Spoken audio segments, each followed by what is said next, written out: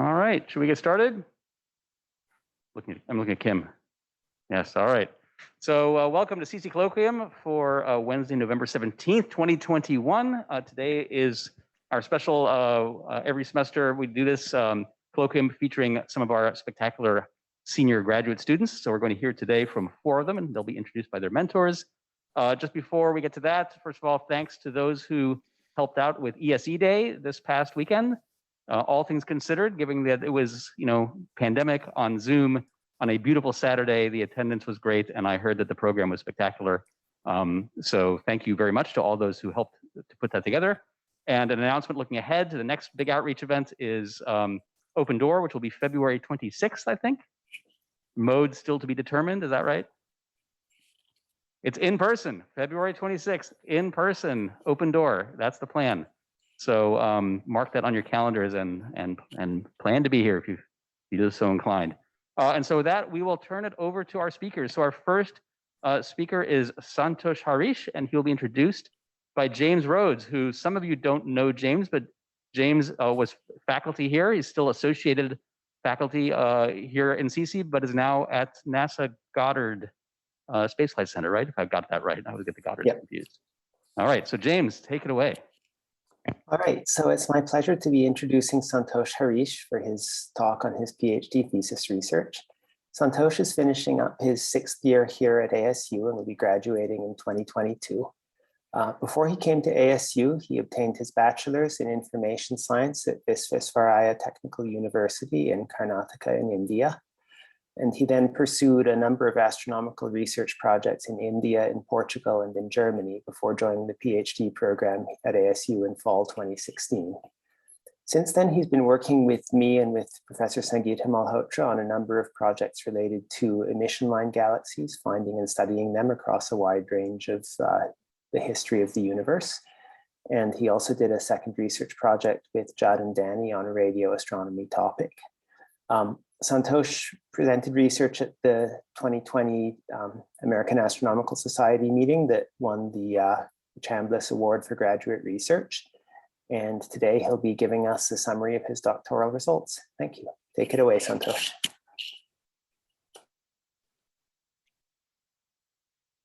Great, thanks, James. Okay, let me share my screen.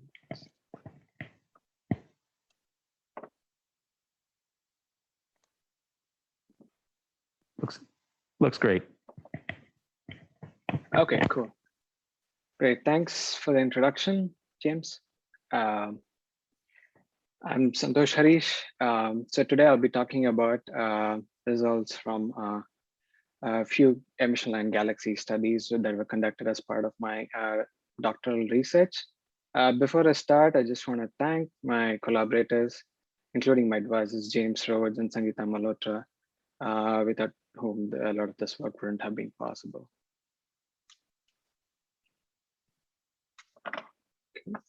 Right, so a bit of context before I dive into the different studies that I've been part of. Emission line galaxies, nebular emission lines, offer a powerful tool for studying different physical properties and the chemical composition of galaxies.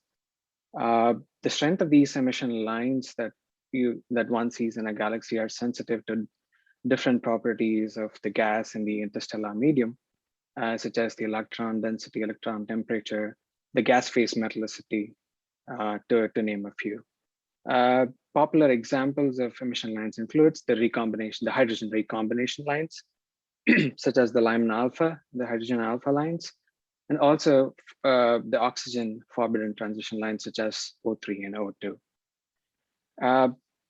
So on the left here shows a figure of the optical spectra of a galaxy, popularly known as the green Pe galaxy. In this case, shows the presence of strong emission lines, as you can see pointed out here, oxygen and the hydrogen lines here. So the two most popular ways of selecting galaxies with such strong emission lines is using narrowband photometry or spectroscopy. This is an example of a galaxy selected using spectroscopy. So in today's talk, I'm going to be talking about 3 different emission line galaxy studies. Two of those are based on galaxies selected using narrowband photometry, and the other one was something that was selected using optical spectra. So first up, H-alpha emission line galaxies, or shortly known as emitters. H-alpha emitters from the Deep and Wide Narrowband Survey. So the Deep and Wide Narrowband Survey is a near-infrared imaging survey using the new Fermi telescope at Kitt Peak.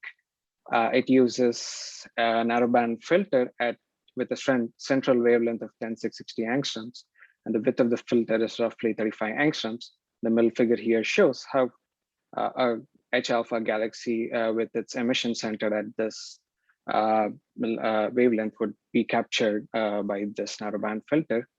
And also in this particular study, we're only looking at one of the 5 regions that were imaged as part of the Dawn survey.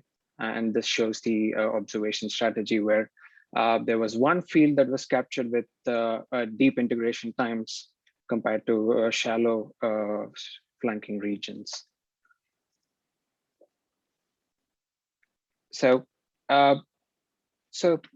the way we select emission line galaxies is shown on the left. So this shows the narrowband axis as a function of the narrowband magnitude. So we employ 3 different ways to select these galaxies. One is to make sure that they have enough excess in the narrowband, and also significantly observed with a high signal to noise ratio. And also the color of the galaxies are different from the normal continuum galaxies and stars. So once we select these emission line galaxies, we cross-match them with catalogs, with known redshift catalogs from spectroscopic and photometric redshift catalogs, and then also use the color criterion, which is to select galaxies that are not really captured by these redshift catalogs. And once we have these emitters, we construct what are known as the luminosity function, galaxy luminosity functions, using this sample of emitters. And as you can see that on the top, I show 2 different luminosity functions. One just from the deep region that I showed with the highest integration times, and on the right, top right shows the luminosity function from just the flanking regions. So this goes on to show that if you look at the luminosity function, the deep region captures a lot of the faint galaxies, but not much of the bright galaxies, whereas the flanking regions do capture a lot of the bright galaxies, but not enough of the faint ones. So through this study, we've highlighted, so if you look at the luminosity function shown on the bottom left, which shows the combined luminosity function, it goes on to show that in order to effectively constrain the luminosity function of a population of galaxies, it's important to go both wide field as well as deep in terms of observing strategy. And in terms of the star formation rate density that was measured at this redshift, was one of the first H-alpha studies to fill this gap in the evolution of the star formation rate density as a function of redshift. Next up, Lamin alpha emitters from the Lager survey. So this infographic shows a view of the cosmic timeline all the way from the inflation to the present day universe, and shows the progression of the universe from a neutral universe to an ionized universe on the right. So in order to study the effect of galaxies on the reionization, so the best way is to study the Lamin alpha emission line, because these the Lamin alpha photons are scattered by the presence of neutral hydrogen, and so they are good tracers of the state of the intergalactic medium. And they're also this is also time slice where the neutral gas is not completely blocked, but observable enough so that they're not completely blocked from our view. So we use, so Lager is a Lamin alpha galaxies in the epoch ionization array survey, which uses, again, a narrowband filter at roughly 960 and 9640 angstroms. It has a full width half max of 100 angstroms roughly. And this survey was conducted using the CTI of 4-meter telescope using the dark energy camera instrument. And on the bottom, I just show a different stacked narrowband images from 4 of the 8 fields that we plan to cover in this survey. So in this work, I followed up on the Lamin alpha emission, Lamin alpha galaxies from 2 different fields. And we followed up using the Keck-Elris spectrograph of 21 candidates. And then we found 15 conformations of these Lamin alpha galaxies at redshift of roughly 6.9, achieving almost a success rate of 80%. So I'm showing the spectra, 2D and the 1D spectrum of a sample of these emission line galaxies that were confirmed. Finally, I'd like to talk about green Pe galaxies. So these are emission line galaxies that were identified using the Galaxy Zoo project, the Citizen Science Galaxy Zoo project. So these are class of compact, low mass, high star formation galaxies with extremely low metallicities as well. So these are objects with strong O3 emission lines and also the H beta emission line. And these galaxies are known to be strong Lamin continuum leakers. This shows the UV spectrum of these galaxies using HST. And these are the best analogs of high redshift Lamin alpha galaxies as well. So the curious thing is, apart from these strong emission line galaxies, which show them as star-bursting galaxies, there are also emission lines such as helium-2 and neon-3 that indicate the presence of hard ionizing source. So so these galaxies using the emission line ratios, the commonly employed emission line ratios do put them in the star forming region, but to what extent are these emission lines purely due to star formation? So given the presence of these high ionization lines, could this emission also arise due to AGN is one of the important questions we seek to answer in this work.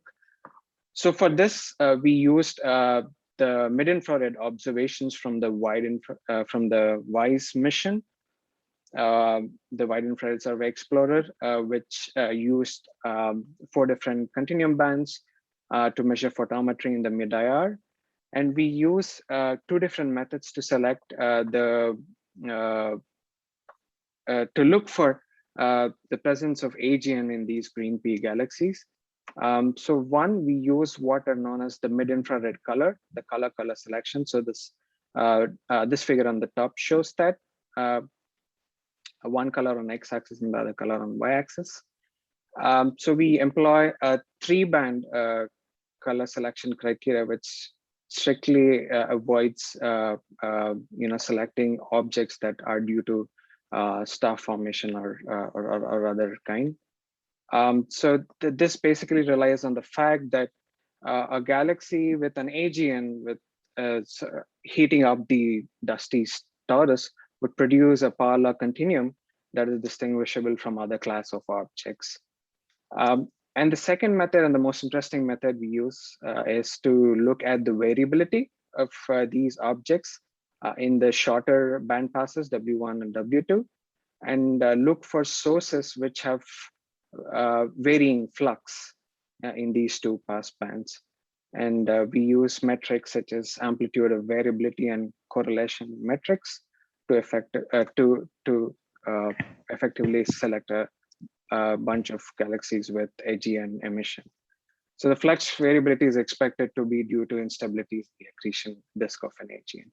And when you put together in the wise color space, this goes on to show that as originally thought, green Pe galaxies might not just be star forming, but there might some of these might also contain an AGN. So this is just showing the same wise color space, and the back shows the different class of objects expected in this color space and where the green P's lie with those with AGN emission as well.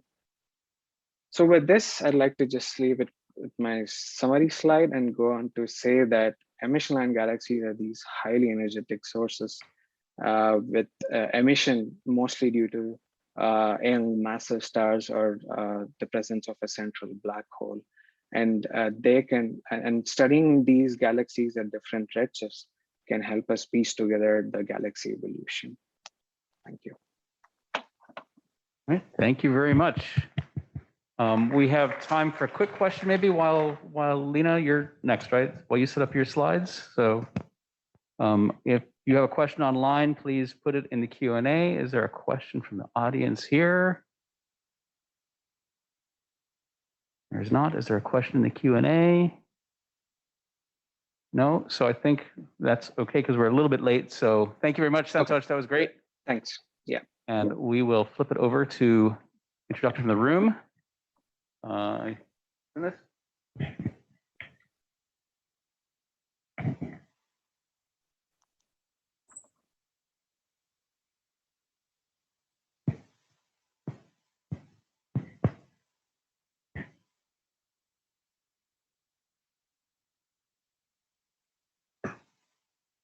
All right, our next speaker is Lena Heffern. Oh, sorry. Oh, she's a exploration system design PhD student working in my research group. I'll say that Lena comes with a very unique set of skills and experience. We work on planetary nuclear spectroscopy. So very rare that I find a graduate student that comes in with prior experience in that field, and Lena is one of those. Her master's degree is in nuclear engineering, and she also has a degree in mechanical and nuclear engineering as her bachelor's. And so she's going to talk to you guys about some of her PhD work, exploring the solar system with nuclear instruments, and some of the work that she's done across her PhD. She'll be graduating this year, this academic year. Yeah, so thanks, Lena.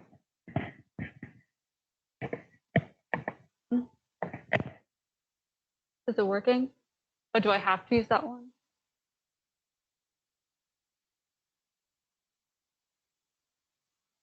Okay.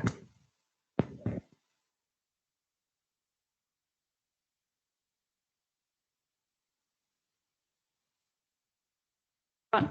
Now. Okay, cool. It's working.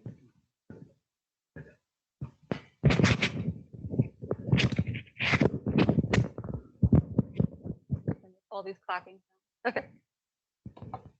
Good.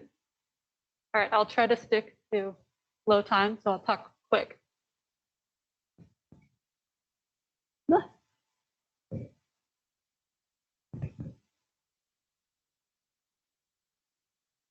Okay. All right.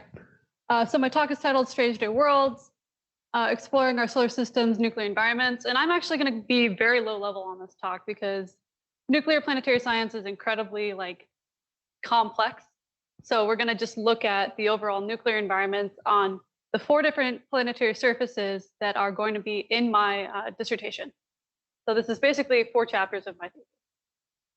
Okay, so starting with a really brief overview, there's pretty much 2 different ways that you can look at the nuclear environment in space.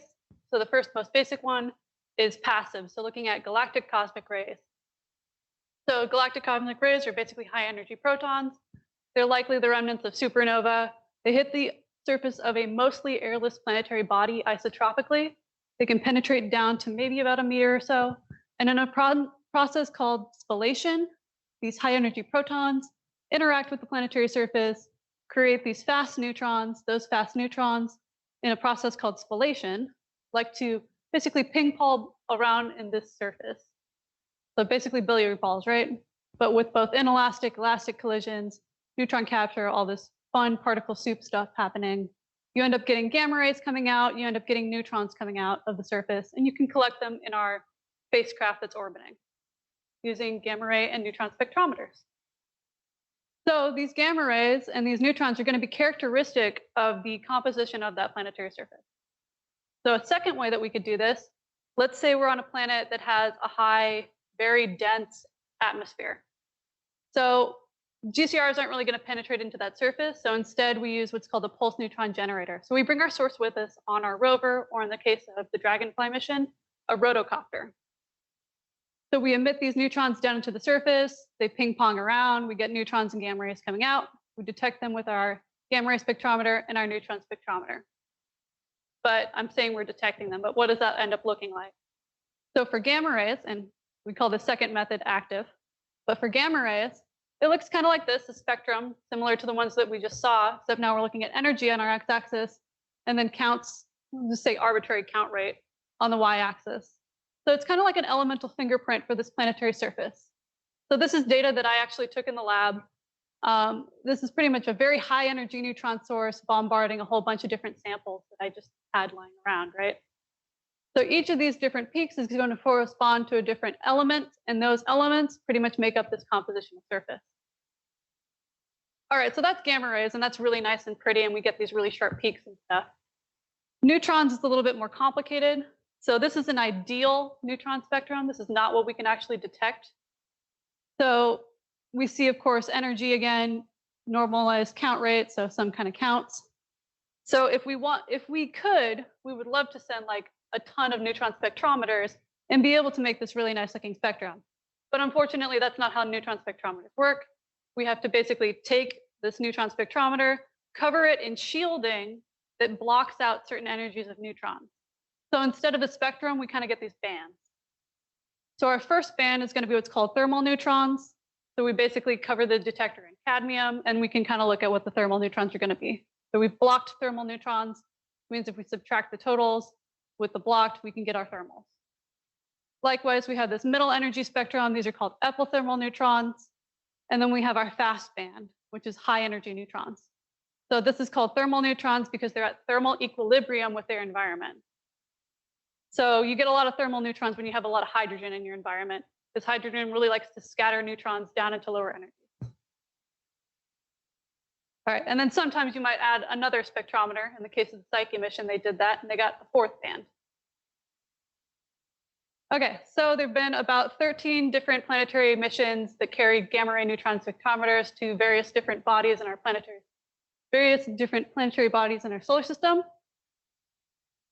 So we're going to look at the easiest one to do geologic measurements on.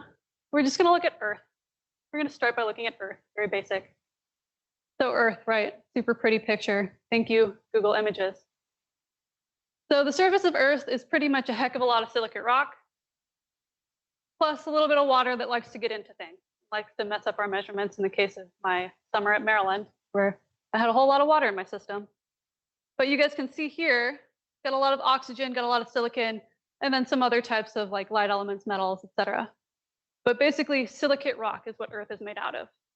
So when we look at our neutron environment, and remember, we're looking at passive and active, so I'm going to show you two plots. We see our GCR spectrum, so that's our galactic cosmic rays. We get our big old GCR peak in the high energies, and then we can see a lot of scattering because there's hydrogen because it's Earth. And we see a thermal neutron peak. Basically, you see a thermal neutron peak, that means you got quite a bit of scatterers, which means you have a lot of hydrogen. Likewise, if we do an active measurement where we brought a neutron generator, this sharp peak right here, that is going to be our initial DT neutron peak. So it's our generator. So we see the neutrons from our generator first in that high energy. And then because we have scatterers due to hydrogen, it goes all the way down to this lower energy, and we see our thermal neutron peak. So it comes down to thermal equilibrium with the environment. Okay, so this is Earth. So woohoo, water on Earth. We knew that. All right, so let's look at something else, maybe our closest neighbor, right? So let's look at Earth's moon. I don't have an image of the moon on here, so I just pointed out the word. Okay, so Earth's moon. So a whole lot of text, but basically the takeaway is that the surface of Earth's moon is basically the anorthositic crust and the basaltic mare, so volcanic, right? So there's less silicon than Earth, a little bit more calcium, but it's still pretty much a silicate-dominated world. We also have a lot less hydrogen on the moon, right? It's pretty dry. Maybe you'll see hydrogen and ice in permanently shadowed craters. But this is pretty much what your compositions look like. So we see, again, lots of silicon, lots of oxygen, a little bit more of the other stuff, more silicon, oxygen, a little bit more of the other stuff, right? So what does the nuclear environment on the moon look like? Well, we don't have that thermal peak anymore, right? We don't have a lot of scatterers on the moon. In fact, we actually have a little bit more absorbers. Again, no thermal peak, so less scatterers, so no hydrogen. So when we compare it to the Earth, we actually see a little bit more high energy neutrons, and we don't see the thermal peak here. Remember, we want to look at the ratios between these three energy regimes more than anything. Okay, so this is what Earth and Moon looks like. Well, we have a lot of silicate bodies in our solar system in the inner part, so let's kind of skip over those guys. We won't do Mars or Venus or Mercury, but let's look at something a little bit more interesting. How about Psyche? So this is a hopefully primarily metallic world. You guys have all seen the stuff in the hallway about Psyche. We all see the pretty pictures from JPL. We think maybe it looks like this with a whole bunch of metal. So based on a lot of the Earth observations, we think Psyche is made primarily of either pallasites, CB chondrites, or other types of iron meteorite. And then, of course, some silicate infall on top of that. So when we look at the total composition of Psyche, something like 30 to 60% volume metal. So when we actually look at a composition, it's going to look something like 50% silicate rock. Remember, this is both silicon and oxygen in this chunk, but a whole bunch of iron. So iron really likes to absorb neutrons. It doesn't like to scatter it. So if we have more absorbers, that means we should have higher neutron energies. We have more, and if we have less hydrogen, that means we should have less thermal neutrons. Sure enough, when we actually look at our neutron spectrum, we see no thermal neutron peak. We see a much broader high energy neutron part. And then likewise, no thermal neutron peak. We're not really looking at the high energy neutrons here because they're going to get swamped by our generator. So then when we compare these guys to things like the Earth and Moon, we see that that thermal peak is definitely suppressed. And then we also see that we have a whole lot more high energy neutrons. Okay, this is cool, but like, why do we care about these neutrons? Because they're going to tell us a whole bunch about our gamma ray spectrum too. So not only do we learn something about the composition from the neutron spectrum, we also learn a whole lot more from the gamma ray spectrum. Ignore that axis, it's totally wrong, but it still counts per second, but that scale is off. But this spectrum is all high energy neutrons. We see a lot of sharp peaks. We see these germanium triangles, which only exist because of high energy interactions. And then we see this other spectrum here. So this is a hydrogen peak. So this means we have a lot of water in our system, and we see what's called a Compton edge, which pretty much swamps all of these other interactions. So our gamma ray spectrum between a high energy environment and a lower energy thermal environment are going to look completely different. So this is totally abnormal to anything else that we've been studying on other planetary bodies that are silicate rock bodies.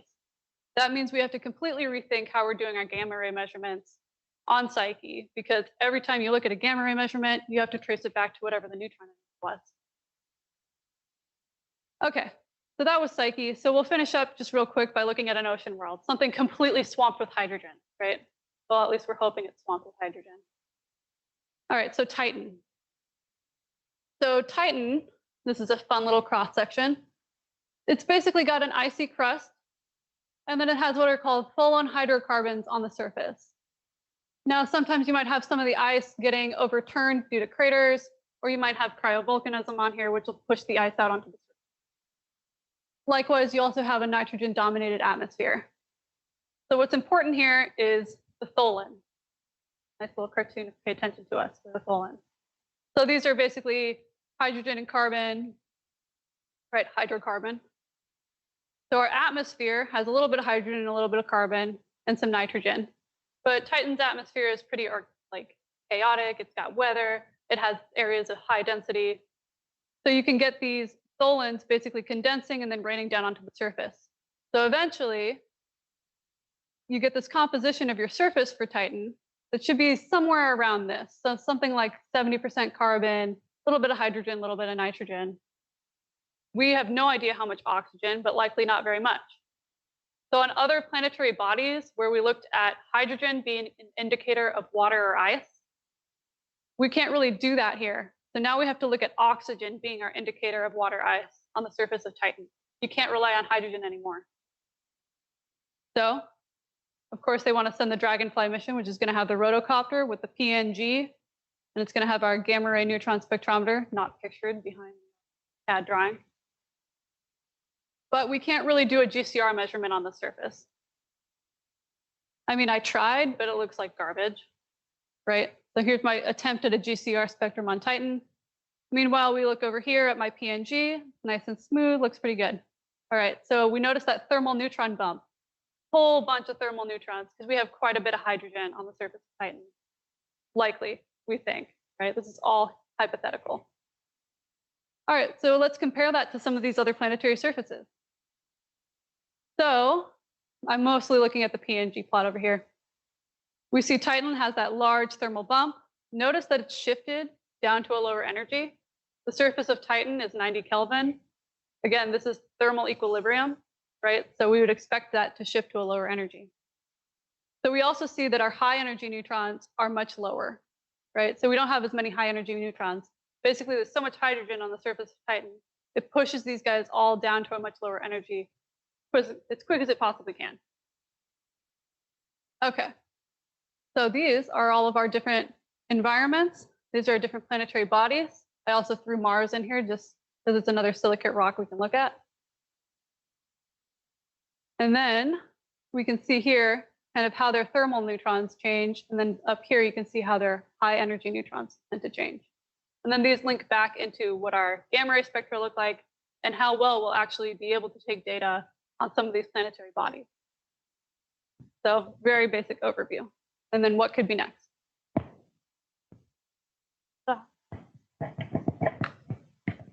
Thank you.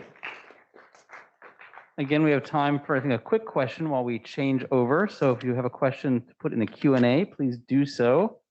There's a question in the audience. Please raise your hand. Looking. Oh, Mike Line has a question. Professor Line. All right, awesome job. I'm going to ask that, error bar question. What kind of uncertainties do you expect? These on are those? massive because I didn't have time to run more models. So those uncertainties are pretty high. When I actually look at them compared to my much lower uncertainties, they match up really well. So a good example are typical error bars. So Psyche, this one was like 10 to the 9 particles. And your error bars for the spectrum are going to be root n, the square root of the number of particles. But yeah, some of these guys are not, I mean, you can see they're pretty chunky looking. I just didn't have time to. But you would be able to distinguish with the measurement precision on the spectrometers. You can tell the difference between all these surfaces. Absolutely, yeah. Really small, yeah. Okay, and we have one more question online. What's the farthest distance that the equipment used can reliably target and relay data? Sorry. What's the farthest distance that the equipment used can reliably target and relay data? It's like 1.5 times the radii of the planetary surface. Okay. So as far as like being an orbital. Right. But you can't really send these things. So it's like kind of a 2 question. You can't send them into deep space because you get radiation damage. All right, great. Thank you. Thank you very much. That was great. And now, Lucia, if you can share your slide, and James, if you can come back.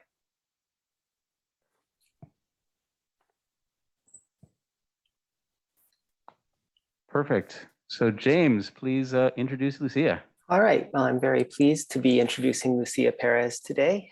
Lucia is in her 6th year at ASU and will be graduating in 2022. Before ASU, she did undergraduate work at Wellesley College in astrophysics. And then between Wellesley and Arizona State, she spent a year on a Fulbright fellowship in South Africa, where she worked on a combination of astrophysics research and mentoring STEM undergraduates. At ASU, she's been working with Professor Sangeeta Malhotra on statistical measures for the large-scale distribution of galaxies in the universe, and in particular, the void probability function. She also did a second research project at ASU with Evan Scannapieco and Chris Groppi using LOFAR data to map a nearby galaxy, I believe. And Then in summer 2018, after Professor Malhotra and I moved to NASA Goddard, Lucia moved to Maryland as well, where she's been based since then. I should give Sangeeta's apologies here. She really should be giving this introduction, but she's tied up in discussions with NASA headquarters about the response to the decadal survey. So recently, Lucia has been continuing her work on large-scale structure and did a semester's predoctoral fellowship at the Center for Computational Astrophysics in New York City, working on galaxy simulations for machine learning. And she's tying it all together and finishing up. And today she'll be telling us about that combination of PhD research. So take it away, Lucia. Thank you so much, James. Awesome. Hello, everyone. I'm Lucia Perez. And I'm going to be telling you about like the ASU side of my PhD research. And as you can tell, Santosh and I, like the same figure from the same Nature paper. But I kind of want to bring in a different conversation to kind of follow up on what Santosh said, and also a lot of discussions that have happened here at Colloquium about probing reionization, but instead using the Lamin alpha emitter galaxies that Santosh gave us a great introduction to, and a specific type of clustering statistic we can do with them. So again, for those of you who have refreshed yourselves, the epoch of reionization was sort of the last big phase transition of the universe, as James calls it, the last time a photon did anything interesting usually. And it was when the neutral fog of hydrogen was ionized by the light of the early galaxies. We're still not super sure exactly when and how it occurred, different types of constraints, whether like quasars or different, like the Lyman alpha force gives slightly different timing. And we're also not exactly sure what caused the reionization and exactly how it occurred. So I'm hopefully today going to introduce another way that we can try to constrain this. Great. So as Santosh introduced, Lyman alpha emitters are a type of emission line galaxy. They are star-forming galaxies whose most prominent emission line is in the resonant line of hydrogen, which means they're really unique probes of reionization, right? That emission comes out and interacts very well with any hydrogen in the intergalactic medium around them, which means that we see two different types of effects from them. When we look at reionization era Lyman alpha emitters, we can see that the luminosity function will drop as their emission is attenuated, and also the clustering will increase as reionization occurs, because Lyman alpha emitters are more likely to be seen where it's already ionized. And to give you a sense of what these observations will look like, here is my favorite of Santosh's detections from the Logger Cosmos field of the Lyman alpha emitters. Right, so for a lot of these Lyman alpha emitters, this is the only thing you will see of this galaxy, if you're lucky. But they're really robust probes. So the other thing that I'm going to tie in a lot is Roman, right? This is the reason I came out to Maryland, our group moved out. But Roman is going to be the revolutionary thing for doing this kind of work, especially for large scale structure. So to give you a sense of this, the plots you're seeing are from a set of simulations from a Swedish group, collaborators of ours. That essentially on the right, you see where the dark matter halos are, that in this simulation host the Lyman alpha emitters. And on the left, you see the simulated neutral and ionized hydrogen that exists in the simulation. And the reason I love this figure that I helped make is because it gives you a sense of just how Roman is going to be so incredibly revolutionary for reionization. We're going to see entire bubbles as they form in a much more efficient manner than Hubble or James Webb will be able to be. But specifically for clustering, I love clustering. I'm very excited about it. And also as a reminder, the GRISM that Roman has, we expect to see Lyman alpha. It'll catch it at redshift 7.2 to about 14.2 if we're lucky enough to see galaxies there. And that's a really useful thing because from the Earth, Lyman alpha kind of caps out at redshift 7.3 because of the redshifting and also skylines like Santosh showed. So I've introduced the problem, right? How do we constrain clustering? One tool, which is Lyman alpha emitters, and now the second tool we're going to talk about is the specific set of simulations that I've been analyzing. This is a lot of text. Don't worry too much about it. The biggest things about these simulations is one, they essentially evolve a really large volume for these kind of simulations, 600 megaparsecs per side. And they create one reionization history where we can look at glimpses of Lyman alpha emitters in different fractions of ionized hydrogen. And this is a self-consistent method of simulating it, which means it's a robust model for comparisons. And because it's such a large volume, we can use this as sort of our playground to think about the best case scenario for like external error estimation. So for any measurement we get, and I do on this, we can take this as like, this is in the best case scenario, what we'll be able to see. And that's really helpful because we, especially when we do large scale structure, we need to be like robust and a little bit conservative when we think about things. So let me introduce to you what has guided my entire dissertation. And this began, fall of 2016, first semester. I sat down in Sangeeta's office in September, and we had some project ideas. And this one, she said, well, I've been hearing about this thing called the void probability function, and I want to know if it's actually as good as people think it is. What do you think? And I was like, sure. And here come 5 years later. So this is a really simple measurement of clustering of galaxies. All it asks, if you drop a random circle or a sphere for 3 dimensions of a given size, how likely is it to be empty? That's it. You drop spheres, you count how many are empty, and that is your measurement for that radius. It's super, super simple. You can compare this to what many of us have learned in like NATS cosmology class, the 2-point correlation function. That's the Fourier transform of the power spectrum. And that is quite a robust measurement, but sometimes you can have distributions that will have the same 2-point correlation function, but different void probability functions, because the void probability function is a different type of clustering measurement. It's volume averaged. You can think of it as the 0th moment of count in cells. And there's been a lot of papers recently that sort of talk about how count in cells, where you drop cells and you count how many galaxies are in them and you see that distribution. That technically contains all the clustering information. But the VPF is just the very first slice of it. So it can kind of capture a sense of how the entire count in cells distribution evolves across a bunch of distance scales. So for example, with the work that James mentioned very briefly, at the CCA, building simulations for machine learning, the VPF kind of pulls its weight when it comes to machine learning.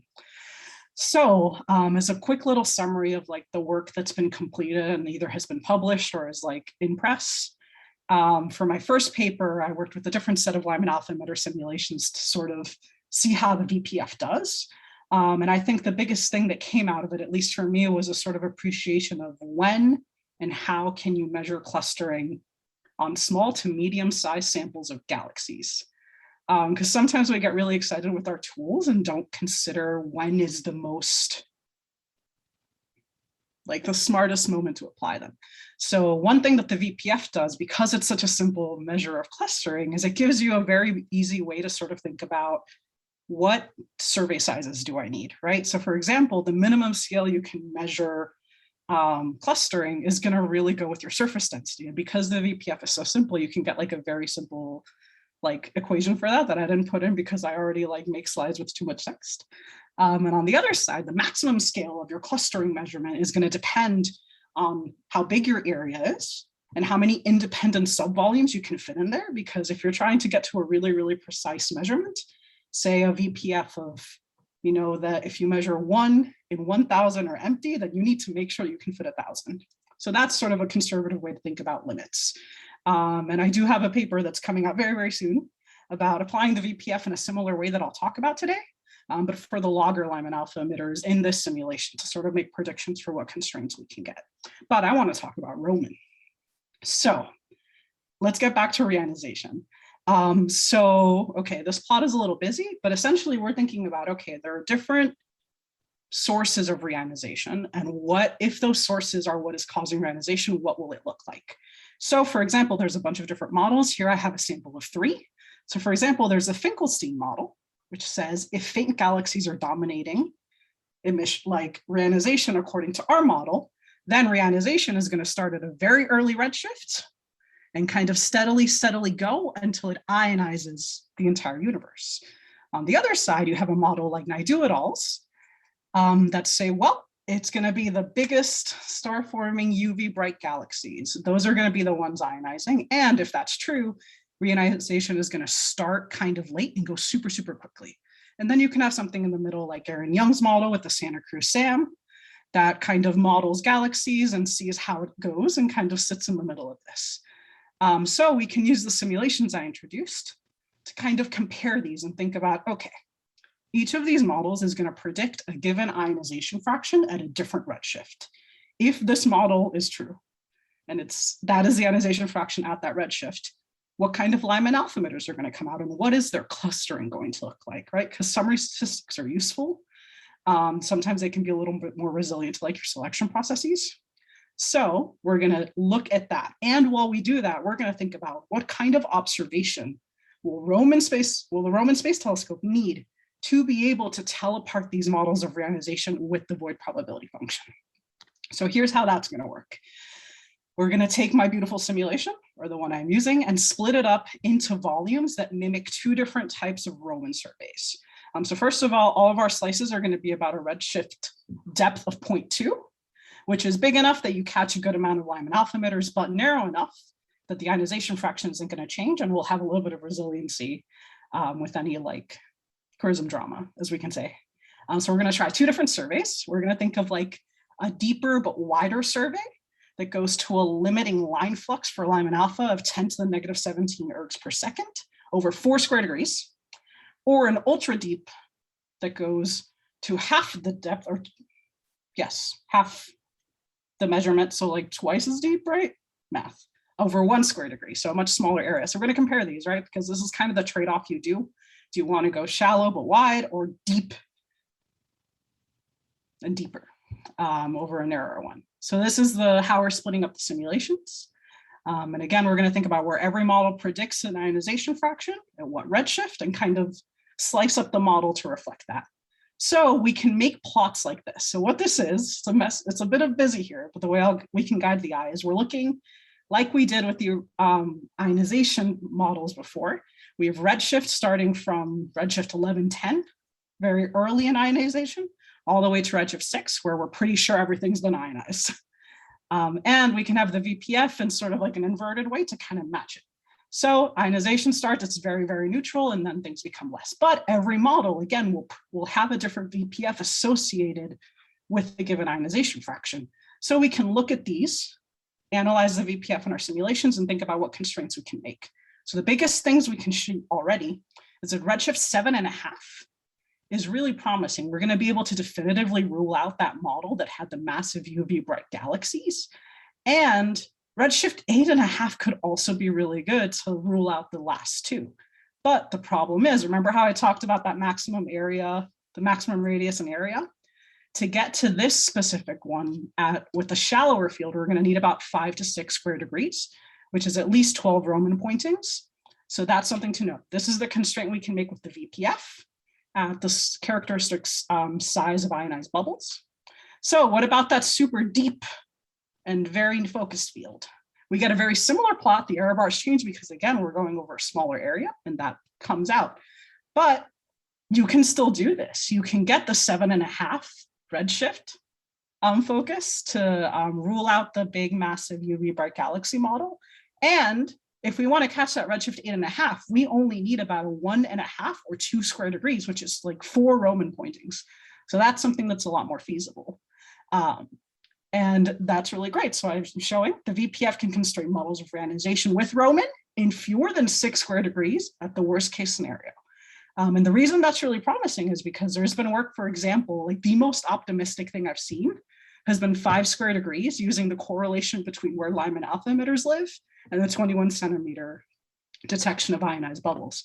So I'm really excited to see how this work goes, and I can't wait to actually apply the VPF eventually to Lyman alpha emitters out of Roman.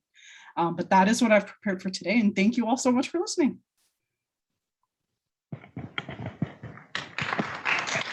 Thank you very much. We have time again for a quick question while Joe turns over his slides for next. So if you have a question in the chat, please put it in the chat, or the Q&A rather. And are there questions in the room while we flip things over?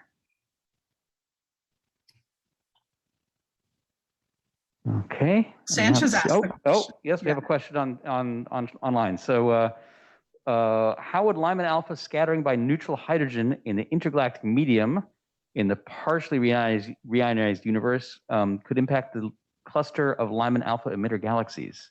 Oh, this is great.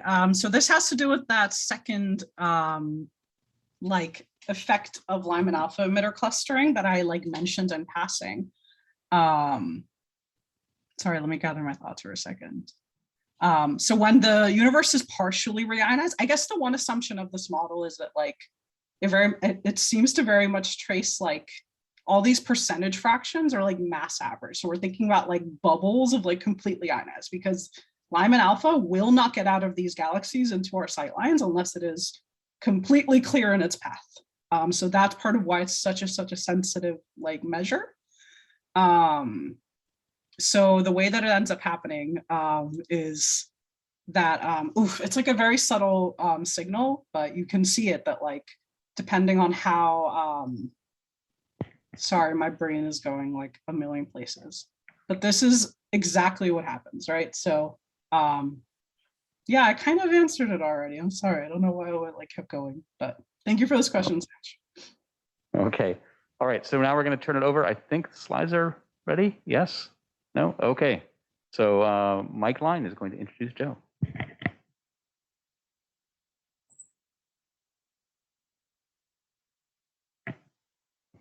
All right, it is my pleasure to introduce Joe Zalesky.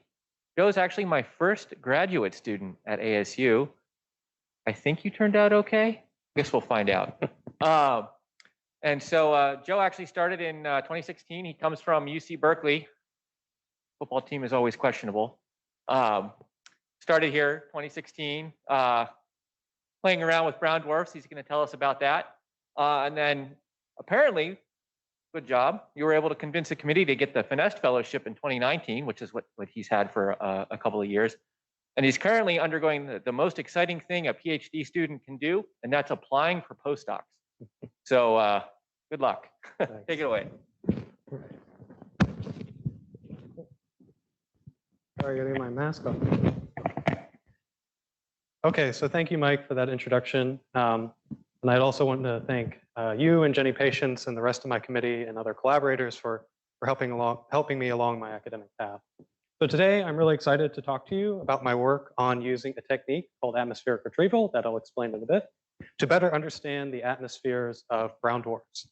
And so for the geologist and others who might not know, we're going to ask a very simple question: what are brown dwarfs? And so to establish some background, brown dwarfs are essentially collections of gas and dust that is gravitationally collapsed together, and it is too massive and has a different formation mechanism, depending on who you talk to be considered a planet. But it is not a high enough mass such that it has insufficient temperatures and pressures in its core to fuse hydrogen into helium, really the definition of a star. Brown dwarfs themselves have a wide diversity of different properties. The easiest one to understand is the effective temperature of the brown dwarf. They can range from anywhere as cold to 200 to 300 Kelvin, much colder than room temperature, for the coldest Y dwarf spectral class, up to over near 1,000 Kelvin. That's kind of, to give you a sense, that's about as hot as white hot steel is when you heat it up. For the T dwarf spectral class, and finally, well over 2,000 degrees Kelvin for the hottest L dwarf spectral class. And so, why do we want to study these kind of, my one professor referred to them once as zombie stars. Why do we want to study these types of objects? There's a number of arguments for why they're important, ranging from knowing details about the initial mass function in galaxies and other things. But the point that I want to emphasize in this talk is that they are great laboratories and testing grounds to better understand the atmospheres of exoplanets, because their atmospheric conditions are very similar to Jupiter mass exoplanets. And so using brown dwarf observations, which in general have a much higher signal to noise ratio, we can better understand fundamental atmospheric processes in the way that let us establish kind of a path to better understanding more complex terrestrial Earth-like exoplanets. So what we're really doing is trying to build a knowledge base and data sets to better understand and hopefully in the future really search for life. Okay, so brown dwarfs have been really known about since the 1960s, theoretically observed since the 1990s. What do we want to know about them today, and how are we going to go about doing that? The most obvious answer to what we want to know is to study the thing that is most readily available, and that's the outer layer of its atmosphere. So when I talk about characterizing a brown dwarf's atmosphere, what I'm really referring to explicitly are understanding things like the atmosphere's thermal structure. That is, how does the temperature change as you go down into higher pressures, deeper and deeper into the atmosphere? In addition to that, we also want to understand the atmospheric composition. What is the atmosphere actually made out of? Brown dwarfs are largely comprised of simple molecules, water, methane, ammonia, and in the hotter L dwarfs, things like metal hydrides. But what can these abundances and specificity tell us about the different chemical networks and processes that govern these types of atmospheres? And then finally, really what has been a very long outstanding problem in the literature is how do the presence of condensate cloud species impact our observations and what types of clouds form? To give you a better sense of this, when you look at Earth from space, you can see the impact of water ice clouds, and it's very white in our atmosphere. There's a similar type of thing, except it's not water, it's iron silicate species like enstatite, forsterite, things that geologists might be more familiar with. And how do these impact they're thought to be in roughly the hotter T and L dwarfs, and how do they appear to our telescope? So this is the type of stuff that we want to know. Okay, so how are we going to go about doing that? Well, the main thesis behind my PhD has been to kind of take a systematic, very, very down to earth, apologies for using the pun as an astronomer, approach, in that we're going to study the coldest objects as they are thought to be least likely impacted by the presence of these iron silicate clouds, and work our way up systematically, developing our tools and our knowledge base from the coldest Ys to the Ts to the L dwarfs. So for the first chapter of my thesis, I focused on a set of 11 different spectroscopic observations from the Hubble Space Telescope. Those are the black points shown on the right. And imprinted in these data sets are imprinted in these emission spectra are signatures of the atmosphere, not only its thermal structure, but unique molecular features of water, methane, and ammonia. And so to extract or retrieve this information, we must compare it to some type of theoretical model so that we can get a quantitative constraint on how much of each species in the atmosphere, how well can we constrain the thermal profile, and if there are clouds there, can we actually detect them? So the method that I end up using for most of my PhD has been this thing called atmospheric retrieval, which is really just a different type of atmospheric model. So how is atmospheric retrieval different from what's been done previously in the literature? So before my work, I think the most common way to characterize a brown dwarf atmosphere was to use an atmospheric model that is what we call self-consistent. And that is, you basically have to make a lot of assumptions about the physical state of the atmosphere. You usually end up assuming things like the atmosphere is in radiative, convective, thermochemical equilibrium. It has solar or scaled from solar elemental abundance ratios, and try to fit a model that has all those constraints to your observational data set. It's been proven in the past that has been very difficult to do, although we've gained a lot of good information from that type of technique. But atmospheric retrieval kind of turns this problem on its head and makes minimal theoretical assumptions on the state of the atmosphere, and instead opts to let the data, that is the black points, drive the solution without considering things like radiative, convective, thermochemical equilibrium. And at the end, what we might get is an answer that makes absolutely no sense physically, but we will be able to fit the data and see if this actually gives us some level of reasonable answer. So I was able to show in general that atmospheric retrieval models, they not only work, but they are actually a preferred solution in a lot of these cases to what has traditionally been done in the literature. And that you can see by comparing the red retrieval model. Visually, you can tell it just better fits this one particular brown dwarf much better. But if you do a little bit of more deeper statistical analysis and you calculate something like the reduced chi-squared or the Bayesian information criterion, it tells you that despite having more free parameters, making less assumptions, this is still the preferred way to actually do things. Okay, so we've kind of vetted our model on these Y dwarfs, and Mike has done this for the T dwarfs as well. So we're going to kind of go forward and try to understand what new science we can pull out of it. Okay, so one of the largest advantages of this technique, although we have a number of other results for the SURF publication, is that you actually are able to constrain the individual molecular species without having to assume them ahead of time. So this is very powerful because we can start to look at trends of composition with effective temperature, which are these 4 plots here. The top left is water, top right is methane, top or bottom left is ammonia, and the bottom right is a combined sodium and potassium constraint. And while we found several interesting results for some of these species, I want to specifically focus on the constraint with sodium and potassium, because this establishes that chemical rainout, as opposed to a pure equilibrium, an atmosphere in pure chemical equilibrium, is actually the dominant mechanism affecting aluminum silicate species. And the way to really see that in this bottom right plot is that all of our data points align with the solid curve as opposed to the dash curve at a much higher temperature. And so I don't have time to explain all the details of that, but the important takeaway here is that this technique of atmospheric retrieval allows us for the first time to be able to ask and answer new questions about atmospheric chemistry on worlds that are far beyond outside of our solar system. Okay, so if it works so well with just HST observations, what can we expect from JWST? So I did analysis where I simulated several different types of JWST observations back in 2019. And it turns out with minimal JWST time, think like 15-minute exposure, you are actually able to achieve near solar system quality science on a brown dwarf with JWST. So not only does this just improve the precision of the constraints that we've already been able to get, but this will allow us in the future to ask new questions with this enhanced precision and explore new ideas that we previously have not been able to in either brown dwarfs or exoplanets. And the way to see this really is that the wide field camera 3 measurements that we actually have from the data are shown in red for all of our different species, for the gravity, for the effective temperature, and its entire thermal profile. And you can compare that to how tightly constrained a near spec prism measurement of what 15-minute exposure would take. So all of the constraints are just much more precise in general. And this realization of how diagnostic JWST can be for brown dwarfs is really at the heart of several Cycle 1 proposals that I and other collaborators here at ASU and elsewhere are a part of. Okay, and so with atmospheric retrieval kind of established as this very powerful tool that we're going to be able to use not only with the current instruments we have available, but future ones like JWST, we've also been working to extend our analysis to higher temperatures. And in a recently submitted paper where we looked at not just kind of 10, 11 objects, but we've done this for 50 slightly hotter T-dwarfs as well, where we conduct this similar type analysis as I did for the Y-dwarfs.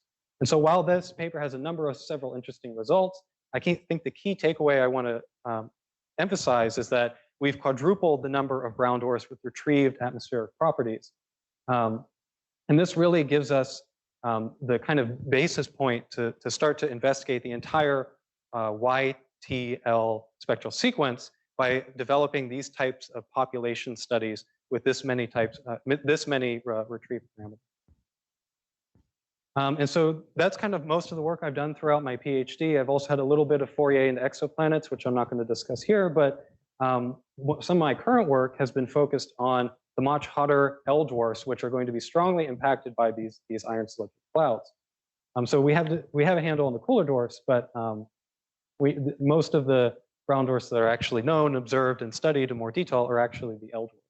So 2 projects I have currently underway. One is a larger scale study, kind of shown on the left, to look at the LT transition kind of more fully with a similar idea as was done for the T-dwarfs, where a sample of maybe 50 or so different objects where we conduct a large number of retrievals. And the second is a smaller study which focuses on what are pretty much outlier objects, which seem to have properties that are closer to planetary mass objects than they are field brown dwarfs. There's a number of very red brown dwarfs whose atmospheric properties have not fully been explained, although there are several ideas, and to use atmospheric retrieval to kind of investigate. And so most of the work thus far on these 2 L dwarf projects has been focused on model development, so implementing new calculations to the rate of transfer, adding new metal hydrides that we need to account for, modifying the thermal profile, including a cloud prescription that's very popular in literature.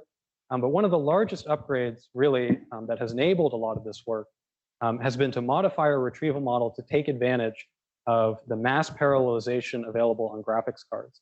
So it turns out those same cards that are really great at rendering polygons for video games and mining cryptocurrencies are actually amazing work for science, as many radio astronomers will actually know. So here what I'm showing on the left is how long it takes a multi-threaded CPU core to generate 50 different models of varying water abundance compared to how long it takes a graphics card to do the same exact thing. And I promise the thing on the left is actually a GIF, it's actually a movie. It would just take about as long as this entire talk to actually play through. So we're seeing about a 1 to 2 order of magnitude increase in how fast our code can actually run. And that opens up a lot of different possibilities, not only to explore these larger populations, but to ask more interesting questions about specific objects, test more things that we might be interested in, and investigate outlier objects in more detail. So with that, I will leave up my conclusions that I think brown dwarf characterization is really exciting and will provide a path forward to understanding exoplanets in better detail. And I think really understanding the basic atmospheric properties for the full LTY sequence is finally within reach. And although I haven't a chance to really discuss them, I think there are a lot of opportunities in the future, both at the end of my PhD and for my postdoctoral work to kind of continue. So thank you for your attention. Thank you very much. We're a little late, but if there's a question in the audience, one? Well, but there's one in the audience. We haven't had any in the audience yet. So. Thank you. Yeah, great talk. When you were talking about JWST and the data quality, you just kind of just said brown dwarfs. Were you specifically referring to Y dwarfs or just the nearest brightest brown dwarfs from LT and Y? Right. So the tests I've done are for a late T object, which is going to be much fainter. The limiting factor there is how faint the object is in terms of the signal to noise ratio. So even on one of the more dim objects, a late T, a 15-minute observation with near spec can get you this level of precision. There's a little bit of a caveat that I didn't address, which is we're putting the model back into the model to make these estimations, and that's obviously not super realistic because there's a number of things that will take a while to learn how to use JWST, but yeah, you can do this with pretty much most of the brown dwarfs. Right. Well, in the interest of time, I think we'll wrap up now, but thanks to all 4 of the graduate students for giving these presentations. It takes a little bit of courage to come up and do this and volunteer to do it. So thank you all very much. And thanks to everybody online for your patience for the slightly longer than usual colloquium. And we'll see you in 2 weeks. Next week is Thanksgiving. So see you in 2 weeks to wrap up the semester. Thanks.